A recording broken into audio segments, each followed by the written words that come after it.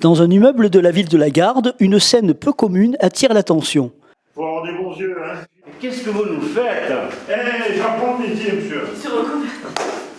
Jean-Louis Masson, président du conseil départemental du Var, a troqué son costume d'élu contre l'uniforme d'un facteur. C'est le début d'une journée exceptionnelle où le président se plonge dans le quotidien des facteurs pour découvrir les défis et les joies de la vie d'un facteur. Qu'est-ce que vous faites, monsieur Masson, là? Je vais voir ce que font les agents de la Poste, c'est intéressant.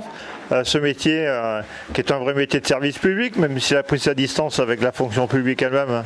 Donc c'est intéressant de venir voir les postiers, le travail de base, le vrai travail, celui qui intéresse les usagers, celui qui intéresse les Françaises et les Français, les Varoises et les Varois.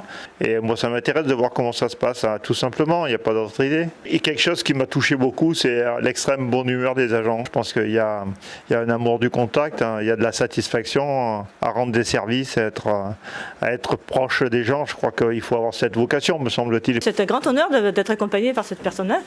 C'est vraiment génial qu'ils s'investissent auprès des fautiers pour voir comment ça se déroule une tournée en temps réel et avec un temps assez maussade. Au terme de ces quelques heures à distribuer le courrier, une chose est devenue évidente.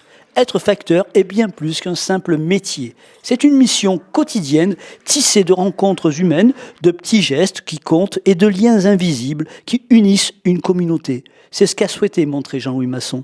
Mais avant de vous quitter, un petit message pour les enfants. Avant de nous quitter, pour les enfants qui souhaitent écrire au Père Noël, n'oubliez pas la date du 20 décembre pour que vous ayez une réponse avant le jour de Noël.